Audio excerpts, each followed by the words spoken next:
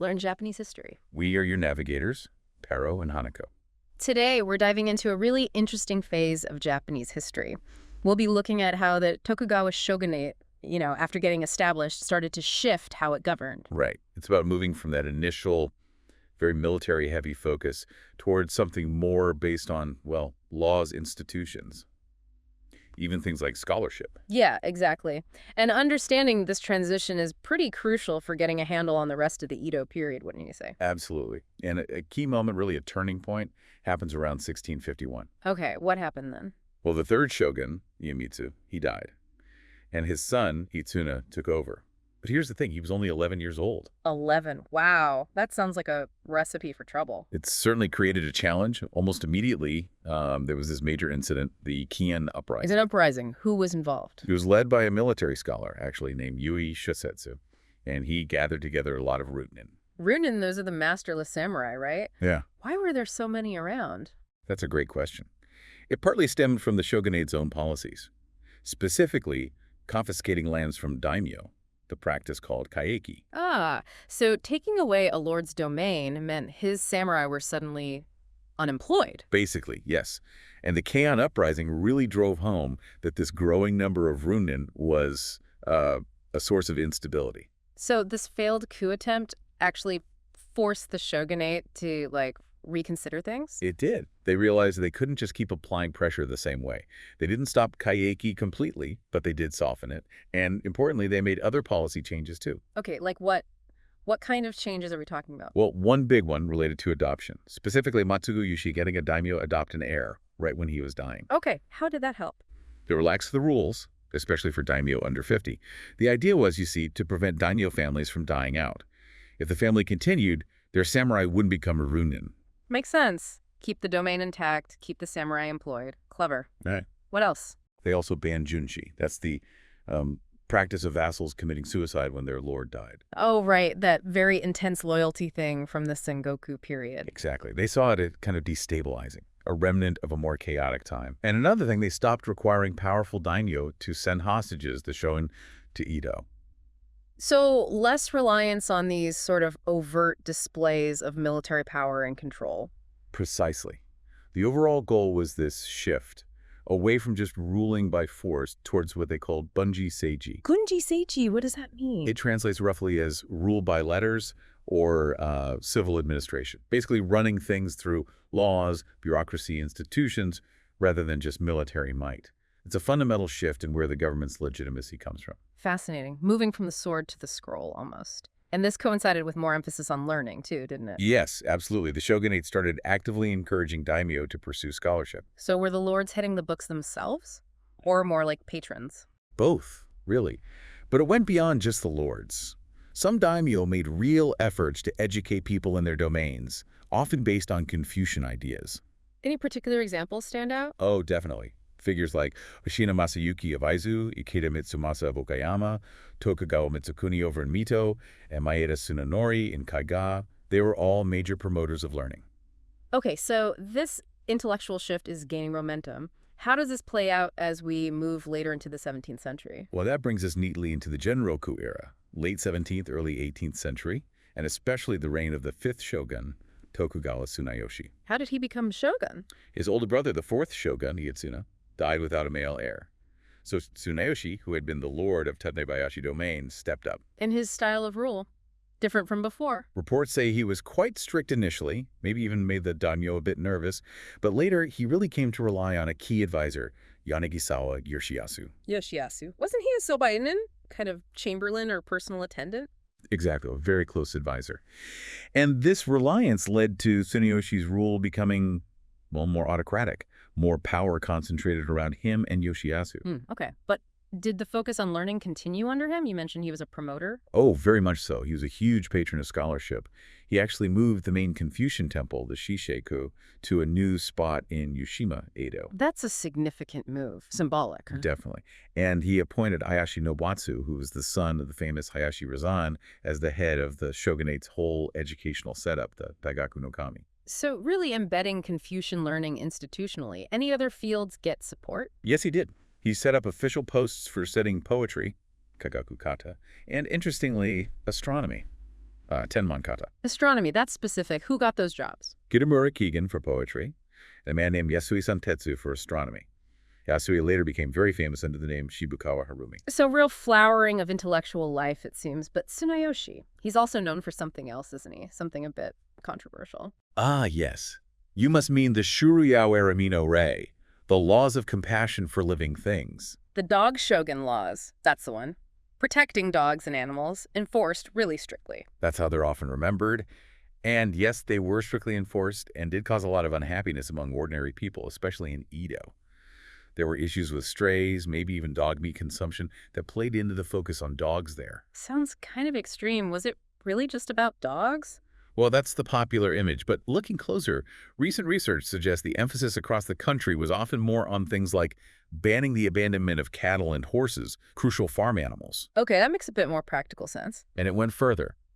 The laws also aimed to protect vulnerable people, abandoned kids, sick people on the roadside, even prisoners. Really? So it was more like a broad attempt at social welfare or public order, using compassion as the framework. You could see it that way. Almost like an attempt to extend the shogunate's protection over all living beings, perhaps rooted in Buddhist ideas about compassion, trying to move further away from the violence of the past. It's a complex policy, for sure. Definitely more nuanced than just save the dogs. Now, the Genroku era is also known for its economy, right? Lots of merchant activity. Yes, absolutely. It was a period of real economic vibrancy, especially for the merchant class. Some became incredibly wealthy. But did that wealth reach the shogunate? Not necessarily. In fact, the shogunate and many domains started facing serious financial problems around this time. How come? If the economy was growing. Well, for one thing, the gold and silver mines that had been so profitable early on, places like Sato, Izu, Iwami, their output was starting to decline. Less income from mining. Okay, less money coming in. What about spending? Spending was going up. Think about the huge cost of rebuilding Edo after the Great Fire of Mireki in 1657 that happened under Ieyatsuna, the previous shogun. Ah, right, you mentioned that earlier. That must have been astronomical. Yeah. It was. And then under Tsunayoshi, there was also a lot of spending on building and renovating temples. So less income, more expenses. A classic budget squeeze. A familiar story. So how did Tsunayoshi try to fix it? He took the advice of Ogihara Shigehide, who became the finance commissioner, the Kanchuboguchi, and went for currency debasement. Debasement, meaning making the coins worth less. Essentially, yes. Yeah. They reduced the actual amount of gold in the gold coins, the koban. The original Kichu koban from the start of the Edo period was over 80% gold. Okay. But the new Genroku koban, issued from 1695, was less than 60% gold. They minted a huge number of these. So same face value, but less actual gold. Where did the extra gold go? Well, the difference between the old gold content and the new lower content was profit for the shogunate. It was a way to basically stretch their gold supply and generate revenue. A quick fix for the treasury, maybe? Temporarily, yes. Yeah. It did ease their financial pain for a bit, but the consequence was significant inflation. Because there was more money chasing the same amount of goods, and the money itself was worth less. Exactly. Prices went up, and that caused real hardship for ordinary people. Lots of dissatisfaction. You can actually track this through the different koban issues over time, Genroku, Hosei, Shutoku, Kichu, and so on, right into the 19th century. Generally, the gold content kept decreasing. A risky strategy with long-term costs. Let's go back to that fire you mentioned, the Great Fire of Mireki. That sounds like a massive event. Oh, it was colossal. Edo is always prone to fires. You know, the saying, fires and quarrels are the flowers of Edo. I've heard that, yes. But the Mireki fire in 1657, that was on another level. Probably the worst fire since Edo became the capital. What happened? How bad was it? It started January 18th at Honriji Temple. Strong winds fanned the flames, spread them like wildfire. Literally, it burned for 3 days and nights. 3 days. The destruction must have been immense. Unbelievable. The main keep of Edo Castle itself burned down. Wow. Hundreds of daimyo mansions, thousands of samurai residences, temples, shrines, bridges. Estimates say maybe 500 to 800 districts were wiped out, more than half the city. And the human cost. Tragic. Over 100,000 deaths are estimated.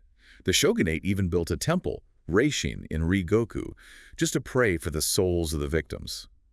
That fire, by the way, is sometimes called the Furisode Fire because of a later legend about a cursed kimono. 100,000 people. It's hard to even comprehend. How did they recover from that? It triggered a massive rebuilding effort, but also significant urban planning changes. They used the opportunity, you could say. Like what? Temples and shrines were moved further out. Daimyo residences were relocated. Crucially, they widened major roads and created open spaces, fire breaks, called hirokiji or kaisho, and built fire-resistant embankments. Trying to prevent it from happening again on that scale makes sense. Any other fire measures? Yes, they established permanent fire brigades staffed by Hatamoto samurai, the Jubikeshi, to supplement the daimyo brigades that mainly protected the castle.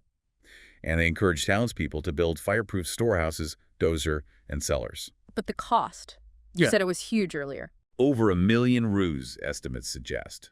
A massive drain on the treasury, contributing to those financial problems we discussed. Right, it all connects. So, after Tsunayoshi and the Genroku turbulence, who comes next?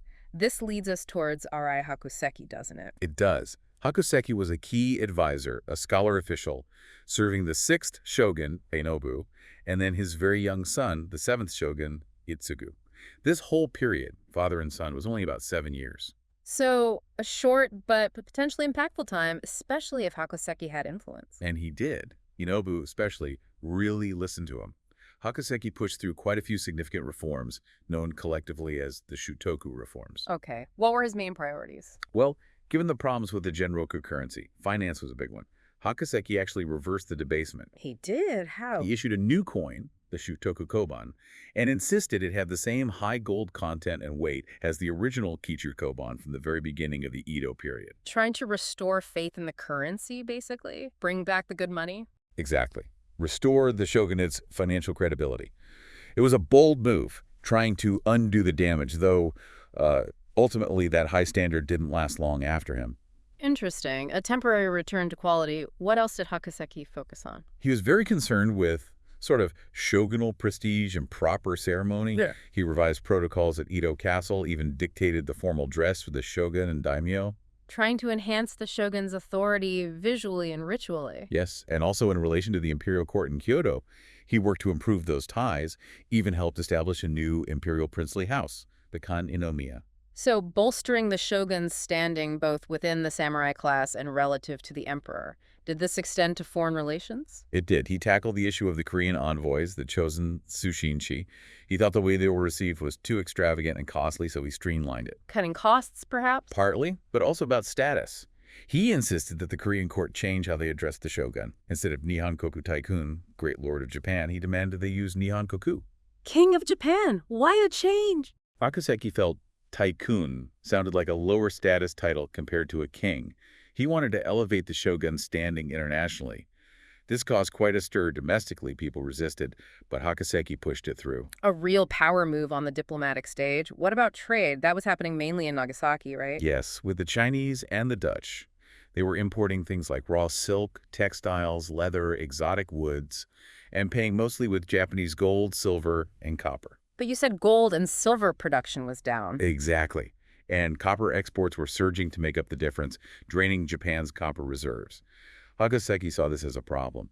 So in 1715, he issued new regulations, the Kaibaku Goshi Shinrei, sometimes called the Nagasaki New Regulations. And what did they do? They put strict limits on the number of foreign ships allowed into Nagasaki each year and the total value of trade they could conduct, basically restricting exports of precious metals and copper. Trying to manage the outflow of wealth. So Hakuseki was really trying to tighten the shogunate's grip on multiple fronts: currency, ceremony, diplomacy, trade. That's a good way to put it.